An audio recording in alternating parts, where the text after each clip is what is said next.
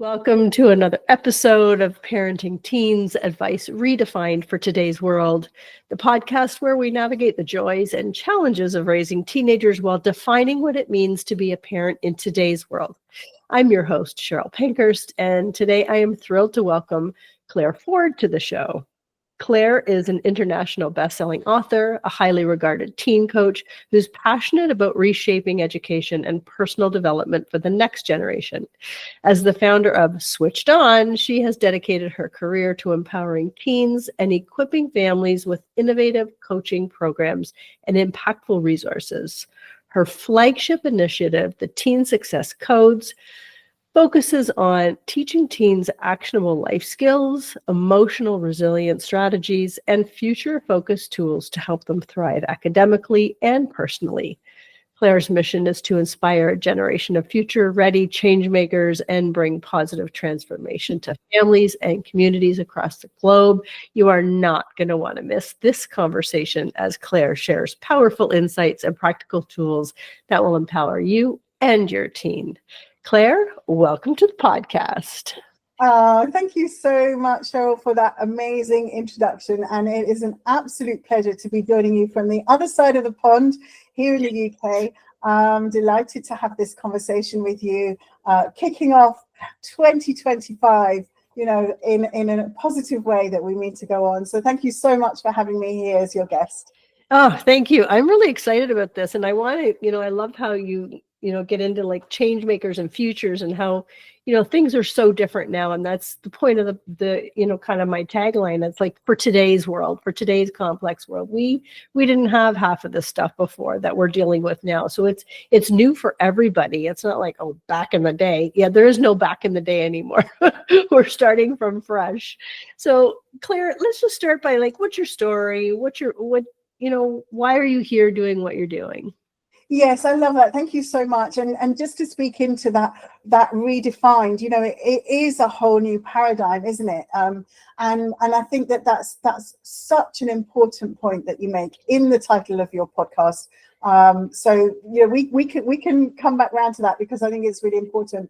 So yes, I am a teen success coach. I'm an educator with over 20 years experience, and I'm an international best-selling author. And my passion is around empowering young people. And I've brought up my own two boys. My stepdaughter, worked with lots and lots of young people, hundreds of young people over the years.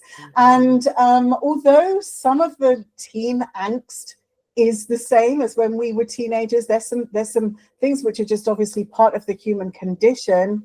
I think that what is different now and what motivated me to write these success codes is that we do need something new. We do need to acknowledge that there are different issues, different constraints, different problems that our teenagers are facing nowadays that we didn't face as teenagers. And so, yeah, that's exactly what it is. I love it. I love it. And so I just noticed before we even dive into the success codes themselves, I wanted to ask you something because I know you coach kids and teens. So what is the difference for you? Where do you go, oh, this is the great divide? Can you answer that? Because we've both been in education for years and years and years. And when I first started, I went to elementary. So for us, that's grade 1 to 8. Yes, we call that primary over there. Yeah. Hated it. I did a stint for about a month, and I think the very first recess where they started wiping their nose on my sleeve outside, I'm done. I would rather be told where to go and how to get there from a teenager than to do this. So I want to know for you, like what the difference is, because there's almost like this divide. Like at some point there's like this, I don't know, like organic switch between our role as a parent. Yes, there is. However, I think that it is more of a gray area than we realize. For example, let me give you a little example. I was, we had my step grandchildren over Christmas, and one of them is 8, one of them is 13, and the 8-year-old, like she's scarily mature for her age. Like, I was helping her fasten up her beautiful new sparkly sandals, right? But I felt her legs, and I said to her mum, I said, "Oh my gosh, is she shaving? Is she shaving her legs?" And she said, like, "Don't even go there. Like, it's ridiculous." So even 8-year-olds are kind of turning into teenagers, right? Oh my gosh. It's not like they're 13 and then they're a teenager. I think this tween stage is actually getting younger and younger. And I remember when I worked in primary schools, which I've done, for many, many years, that, girls were going through puberty earlier on, like at the age of 9 or 10. There were girls starting their periods in primary school. And so, they're being shown social media. There's all this pressure, even through dolls and stuff, about how to wear crop tops and all this sort of stuff. And so things are happening a lot earlier than we recognize, or than we want to recognize as parents. And so I think that those conversations have to happen a lot earlier as well, around sex, around social media, around pornography, around all these kind of stuff, relationships, stranger danger, what to say, what not to say. All these conversations have to happen a little bit earlier, because if we're giving kids from as young as 2 screens to play on, they're going to be seeing stuff much earlier on than perhaps we realize. So I can't really answer your question, because there isn't. It's a very gray area. And I think each child and each family's dynamic and situation is different. You might have a 12-year-old, for example, who is much more innocent, for want of a better word, less kind of streetwise and, than an 8-year-old. So, yeah. Have you noticed that too? I absolutely have. I did a private school after I taught high school for years and years. I went to private school for about 3 years, which included a grade 7, 8. And so going from teaching 9 to 12 and then going into the private school, the 7s and 8s, I thought, oh, that's what the 9s and 10s were doing. Exactly. And I thought, oh my goodness. So we need to be, I can picture parents saying, well, they're not ready for that. They're not ready for that. But if they're inquiring, exactly, if there's even a hint, you're ready to have those conversations. Because if you're not having those conversations, they're Googling it, they're asking their friends, and you don't want them getting the information from people who don't have the same values as you do. Yes. So as hard as it is, yes, conversations. Yes. And actually, this is one of the things, in the codes, but this discernment, right? Because these answers are available to anybody in nanoseconds at the click of a button, even if they misspell the word, they can't pronounce it correctly. So you've got young children, you've got pre-teens trying to find out about their sexuality, trying to find out about various drugs, getting hold of vapes, what can I use at home that's going to make me high? Like, all of this information is out there. And so I think it's really, really important that these challenges are different, and the challenges that parents face today are different, and absolutely said with love, but we cannot bury our heads in the sand any longer and just kind of say, oh, well, they'll get round to that when they do sex education at school, or we'll talk about that when they're a bit older. No, literally, this is one of the main challenges that young people face today, is this pressure to succeed, the distractions, the mental health struggles, but also this plethora of answers which is available to everybody. And so discernment and critical thinking have to absolutely be key skills, which, if not taught in schools, and let's be honest, they're not necessarily taught in schools, hence the coaching. But if they're not taught at school, then parents need to take that responsibility to make sure that they are taught somehow, whether that's at home, whether that's through a coach like us, whatever. This discernment, critical thinking, and asking better questions, I think, is absolutely crucial. I couldn't agree more. And I wanted, let's dive into the success codes, because I think this is crucial too. And I think it's such an important format, I really do. So let's talk about You go where you want with the success codes. Yeah, Success sure. codes? Thank you You so go much. where you are with the success codes, and we'll go from there.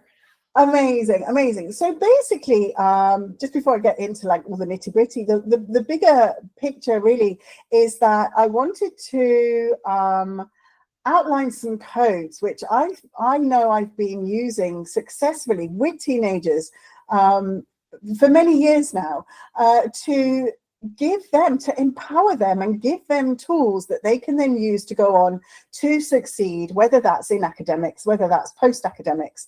And I felt like it was a kind of a manual that was needed for parents and for teachers, but also for the teenagers themselves. So it needs to, it's a very easy book to use. It's not complicated. There's not lots of jargon in there, but there are online tools, habit trackers, downloadable resources, some very practical things that young people can use, also real life stories from teenagers themselves.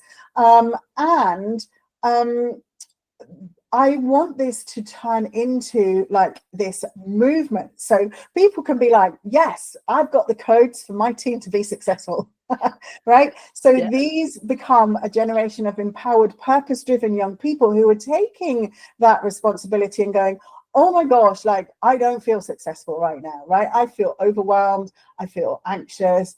I feel like I'm a failure. I haven't got good friendships. Like, there are things that are in my life which aren't happening well. What can I do about it? Somebody give me some ideas.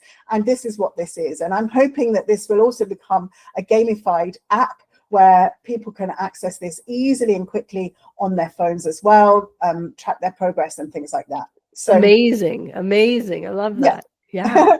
So that's the kind of like the visions, if you like, for the codes.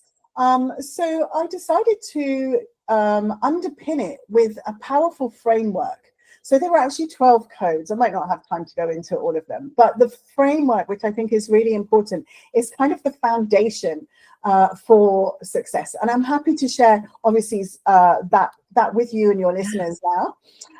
So I've used the acronym CODE. So the first C is clarity, and we've been talking a little bit about that already, right? And I think for parents, this is really crucial as well. When we're asking our teenagers to do something, or more importantly, perhaps to not do something, let's get clear on why we're asking that. So it's about understanding that why, understanding, well, why do you want to get better grades? Why do you want to be healthier? Why do you want to have better friendships, right? Have a conversation around that, because that will help us to then develop that internal motivation, which is what's needed to then do the things which feel hard. If we don't have a clear enough why, we're not going to be able to get out of bed in the morning and crack on, to be honest, right? Yeah. So that clarity is key. The O in the code it stands for ownership. And I think this is absolutely crucial. And it's one of the things as a parent I know I struggled with a lot. So ownership means taking responsibility for your own growth and actions. Now, when we're helicopter parenting, we're taking that responsibility away from our young people and we're doing it for them. And that is not helping them to grow as a person. We have to allow them to make their own mistakes, as difficult as that sounds, right? They have to accept the consequences for their actions. Now, I'm not talking obviously about, suicidal ideation, drug abuse, addiction and stuff like that. They need support. Of course, yeah. But I'm talking about things like, they can't be bothered to bring their PE kit back for cleaning, so they have to wear it smelly at the next session, right? Or, they don't hand their homework in, or they, lose something, or just because they're lazy and forgetful, they need to start taking ownership. Yeah. And this can then include things like self-discipline, saying no to another packet of crisps, right? Saying no to that drink, right? This can include then time management. So it's like, I'm going to charge my phone downstairs so I don't get distracted while I'm doing an hour of revision, right? But it will eventually start coming from them. when they understand about habit tracking, self-discipline, time blocking, and so on. Okay, but that ownership piece is really important, because otherwise we just nag, and they just push back. Mm-hmm. The third one is the D in code, which is determination. So this is where, but you need the other things in place first. But this is where the resilience and the persistence comes in to overcome the challenges. So this is where it is hard to get out of bed early to go to school and catch the bus in the cold and the dark, right? It is hard to come back and to get on with your revision when actually you just want to go online and play with your friends. We know that these things are hard. We know that they're challenging, but let's make sure we give our young people some tips that they can use to keep moving forward, to develop that resilience, that persistence, and those self-discipline habits, which then will result in growth mindset, stress management, emotional regulation, and ultimately the good grades, right? But these things I truly believe have to be in place first. And this is actually, Cheryl, the piece of the puzzle that is missing in schools, because everybody's like, go to school, get the grades, right? But we all know it's not as easy as that, because otherwise everybody would be doing it. And actually, even the people who are getting the grades, are they happy? Has anybody actually bothered to ask them? I've coached many high flyers who are actually very depressed. Yeah. Right? Yes. Masking So, is a skill.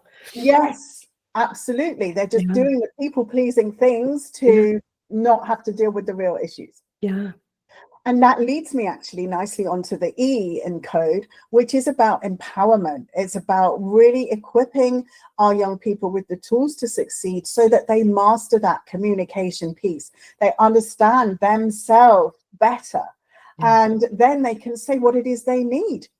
Right? So many of us can't say what we need. If I were to say to your listeners now, if I could wave a magic wand for you and give you right now exactly what you want, what would you want? People are like, right? It's really hard to say, actually, what is it that I want? And then what is it that I need to get me there? And so when we feel empowered, we can put our hand up and say, well, do you know what I want? This is what I want. And this is what I need. And do you know anybody who could help me? But it's really hard to do that until you feel empowered. I mean, would you agree? What's your experience on that? Oh, yeah, 100%. And it goes right back to even the helicopter parenting conversation and taking ownership, as if, we're doing everything for our kids. They don't learn the skill to ask and to advocate for themselves, because they've always had a speaker of the house, and it's, we're not giving them those skills, those little, they're just so small at first. They're just the small skills at first, but those are the ones that create the skills to handle the big stuff, which I think is so important. And to not give them the skill to ask for help, that starts at home. Yes. Right. Like we as parents, and I'm the same as you, I think when it came to, ownership and accountability, I just needed to know everything. I was the mom. I needed to have all the answers. I was the Google machine. Yes. And, there's so many times now where I think, oh man, I wish I had just said, I have no idea. Let's figure it out together. I truly don't know. Instead of making shit up because I'm the mom. Seriously. So I get it. And even us asking for help in the house, or asking without nagging, asking for help and being grateful for the help. And, it's so that ability to ask for help, I tell this to my friends and my kids. It's like, you love to help people. So why would you not give them the gift of helping you? Like, it goes back and forth, and it really is a gift, right? Yes. Absolutely. And it's about modeling that, like you say, modeling that self-care. There's no point in being the mum who is, and hands up, we've all been there, who's overwhelmed and completely frazzled.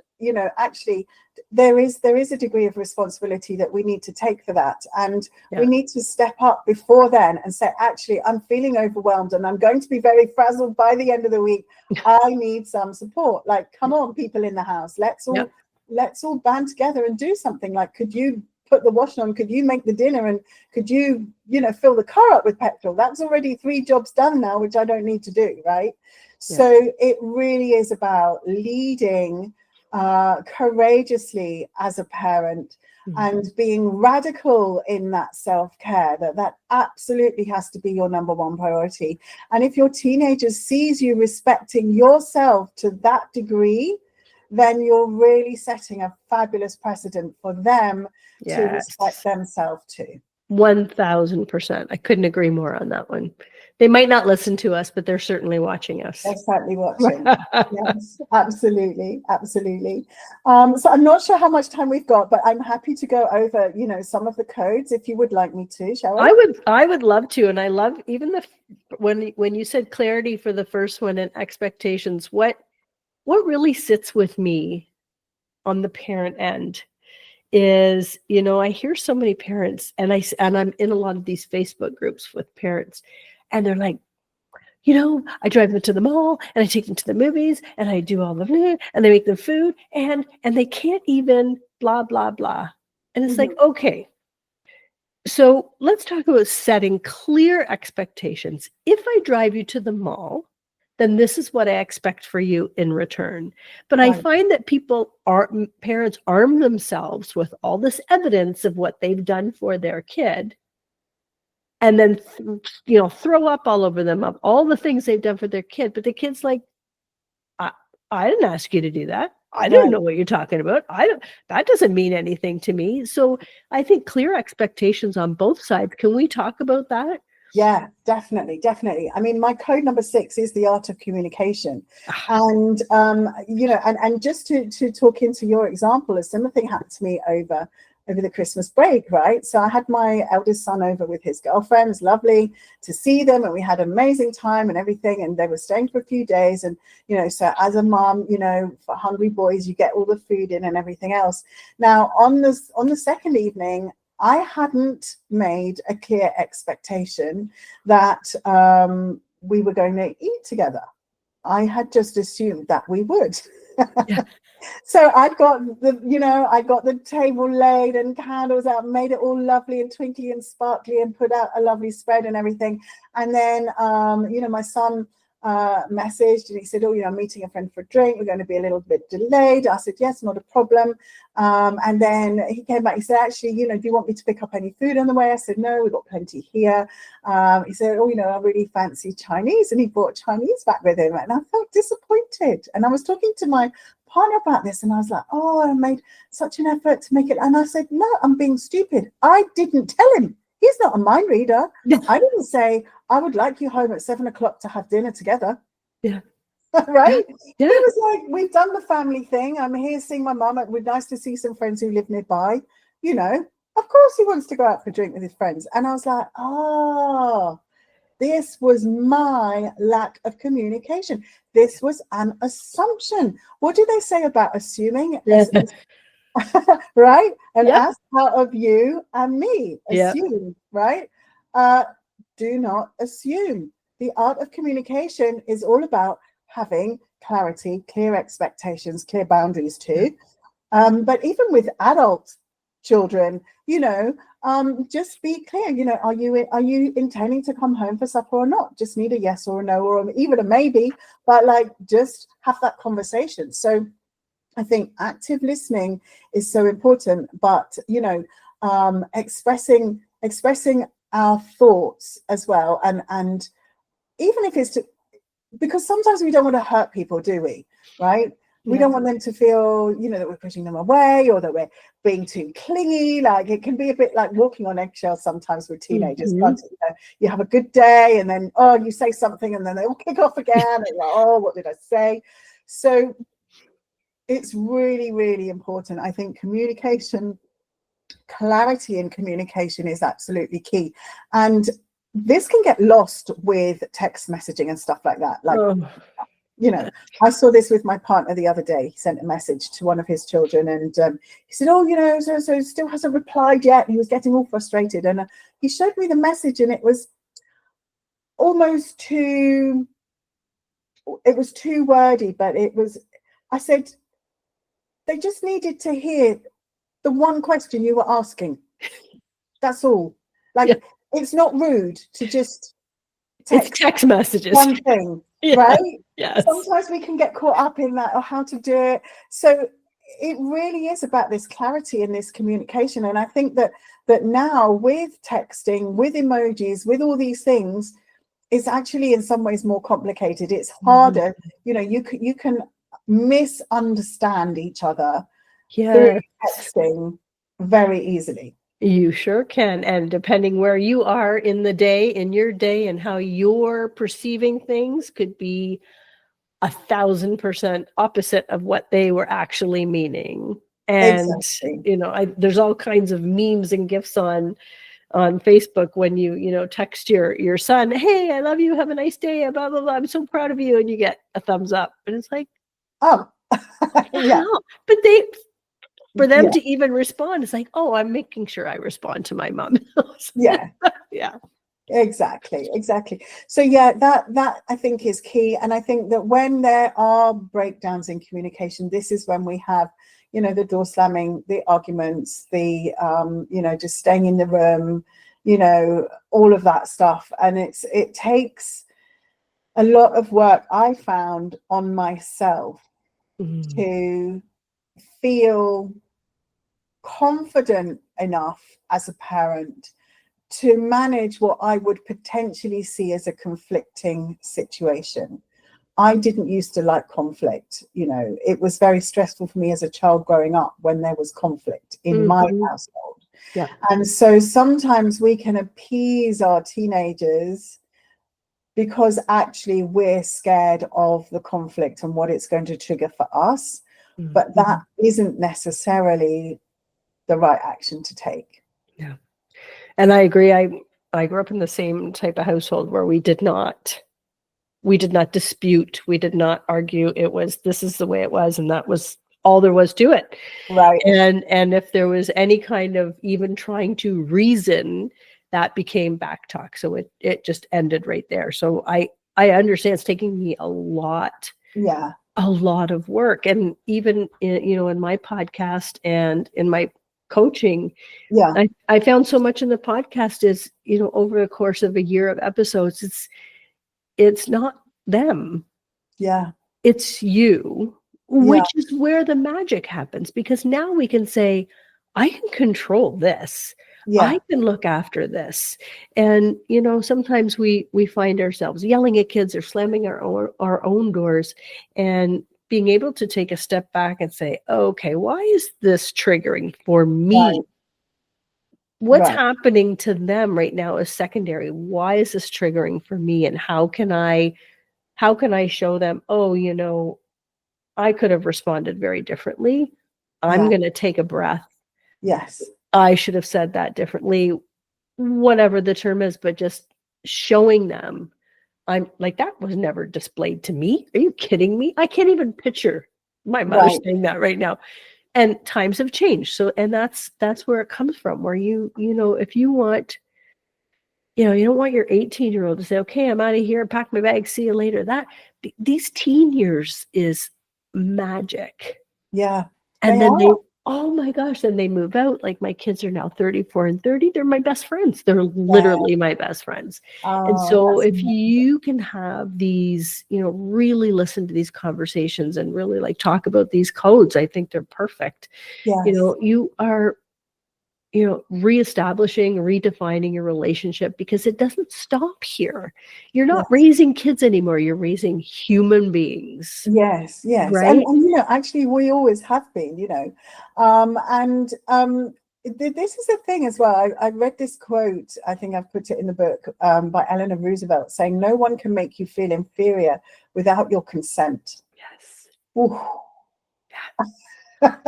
We're agreements, right? Don't take it that's personally. A real slap in the face for me. That was a real slap in the face for me when I read that. I literally stopped in my tracks. I was like, oh, I've got to really think about that quote, because that's very, very powerful, because when we lose control, when we're with our teens and they're triggering us and they're pushing the buttons, which is what they're here to do, by the way. That's their job. Yes, it is. So and we're being triggered, and then we're like, why do they make me feel like that? They're not making you feel like that. You are feeling like that as a reaction to some unhealed trauma, something that's gone on in your life that you yet haven't, that this is the gift that they're holding up to you for you to now do the work, right? And it is a constant piece of work to do. But when we've healed from something like that, we can then show the mirror back and say, look, you're an incredible person. Don't let anyone tell you otherwise, because we can't talk to them about their confidence and self-belief if our confidence and self-belief is actually through the floor, right? If we're getting up in the morning, looking at ourselves in the mirror and not being compassionate and kind to ourselves, then, it's very difficult. The things that our teenagers need from us, we need to parent ourselves on as well in order to be able to give to them. Yeah. Well, and I've noticed, and I don't know if this is like an age, an era, whatever, is when I'm going into a lot of these personal self-development, master classes, or it's all women, not necessarily women, but it's people my age or in an age range. Yes. And I feel like, if we start now with our teens, we cut out that whole middleman. They start now. They start when they're 20. They start when they're 25.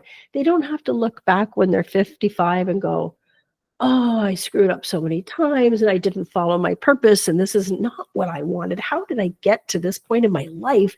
Now it's time to switch gears and do something different, where, if somebody could cut out those 25 years in between so you can start off that way, like what a gift we would be giving our kids. Exactly. This is what I say to the young people who I coach. One of the things that I do, and in fact it's code number 12, which is to discover your path.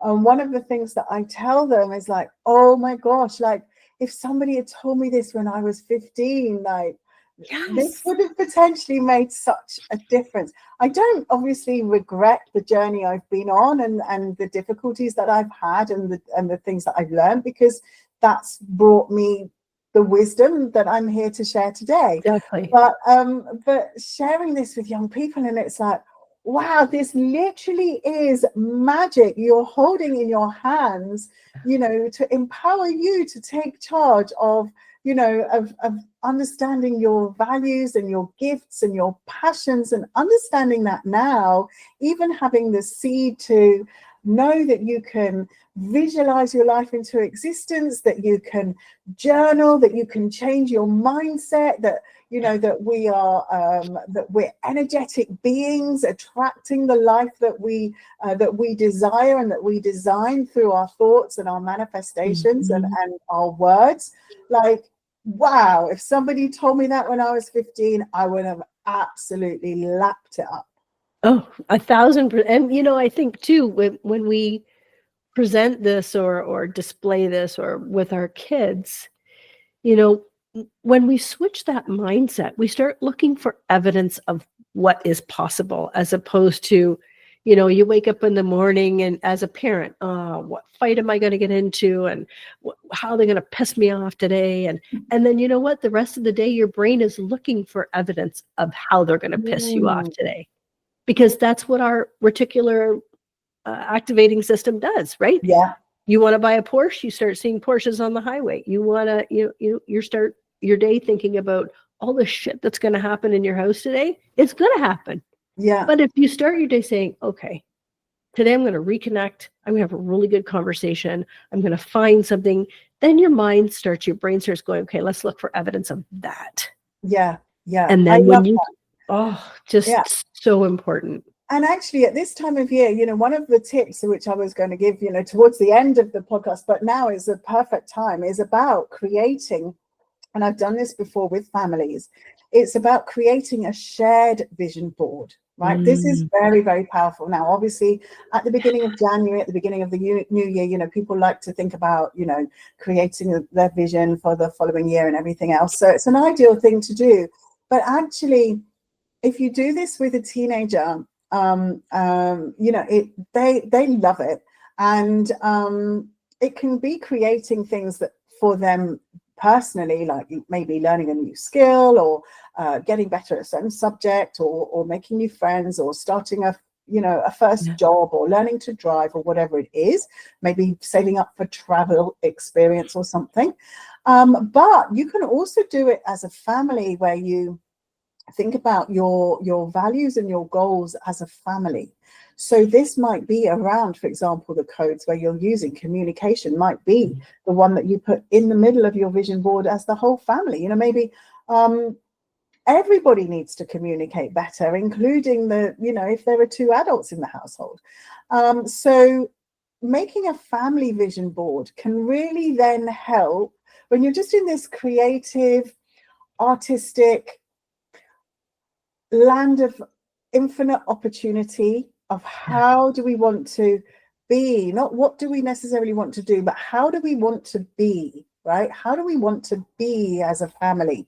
We have an opportunity to create that together now, right? How powerful is that? And then afterwards, when we're then having the nagging and the cajoling and the trying to get them up for school and all of that, we can feel that that's really far from how we want it to be. And that then opens up room for a conversation and say, look, when we sat down together at the beginning of January and we had that lovely experience, we created this vision as a family of how we want to be and what we want to do together. This morning, that wasn't that. Right? Yes. Let's think about why that wasn't that. Like, let's have less of these mornings and more of this energy. How can we get from this back to that? Yes. And curiosity. I love that. Yeah, I love that. Because it's been done together and because they've put their bit in it as well, then, everybody's invested in that. They realize then that sense of connection, that we're all connected, and that, them being schmully has an impact on your client's mother or something, because of how you've shown up with them and they've shown up for them and they've shown up for them, and they might be rude to somebody in the post office. Do you know what I mean? Yes. Right? That butterfly effect, right? Everything has a ripple. And so it just opens up an interesting dialogue and a collaboration. I mean, like, with anything, when you're talking about expectations and values in your family, and you're not delivering them, you're collaborating on, what do you think is, and what does that even mean? What value does that even mean to you? Like, really, with curiosity, asking those questions. Yes. As opposed to making the statements. I love this family vision board, though. Yeah. I love that. That's such a great idea. Yeah. Like, you hear about it with couples or whatever, but to have a family vision board, I think that's great. I love that. And you know what? Even golden. Young members of the family, like, kids are so cool. Like, they really get this. Yeah. They really get things like kindness. Yes. Right? They really get things like, I just want to have more cuddles with my dad. Yeah. Right?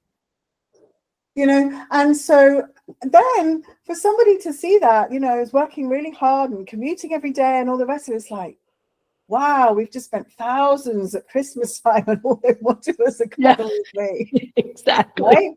But this is often the thing. And so it can open up some the parents can definitely learn as much as the kids do. Yes. I couldn't agree more. I love that. I really love that idea. Yeah. Claire, this has been amazing, and I do feel like we need a sequel to go through all the codes, or the success codes. I think this is so important, and totally aligned with this whole podcast of mine as well, which I think is what brought you into my field anyway. Yes. So tell us, Claire, how can we work with you? How do we find you? What are all the good things about Claire? Yeah, amazing. So thank you so much. So the easiest thing, I'm on all the social media platforms, Clare Ford. My academy is called Switched On. So you can find me on switchedonglobal.com. One of the things that I'm putting out at the moment, I don't know about, for some of your listeners and what time of the year they're going to be listening to this, but I know one of the things that is one of the biggest bugbears, if we just come down to earth, is revision, right? Like the parents are nagging the teens to get on, the teens are sitting in the room going, I don't know what to do.